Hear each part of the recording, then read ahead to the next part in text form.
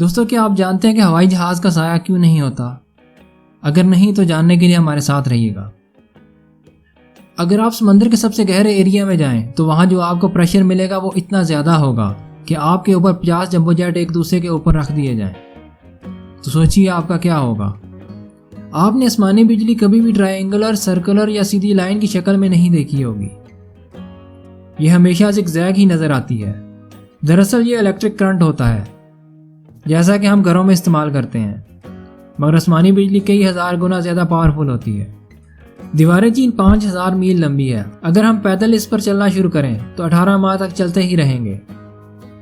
اسے اسپیس سے بھی دیکھا جا سکتا ہے۔ اگر آپ ٹی وی دیکھنے کے شوقین ہیں تو یہ آپ کے لیے ہے۔ نیو ریسرچ کے مطابق ہم چینل بدلتے بدلتے اپنی زندگی کے 1.3 سال ضائع کر دیتے ہیں۔ دوستو جب روشنی کسی بھی چیز پر پڑتی ہے تو اس کا سایہ ضرور بنتا ہے۔ جب ہوائی جہاز آسمان پر اڑتا ہے تو اس کا بھی سایہ ضرور بنتا ہے، مگر ہم دیکھ نہیں سکتے۔ دراصل آبجیکٹ سرفس سے جتنا قریب ہوتا ہے اس کا سایہ اتنا ہی گہرا بنتا ہے، اور جتنی دوری پر چلا جائے اس کا سایہ ہلکا ہوتے ہوتے اتنا پھیل جاتا ہے کہ ہمیں نظر آنا بند ہو جاتا ہے۔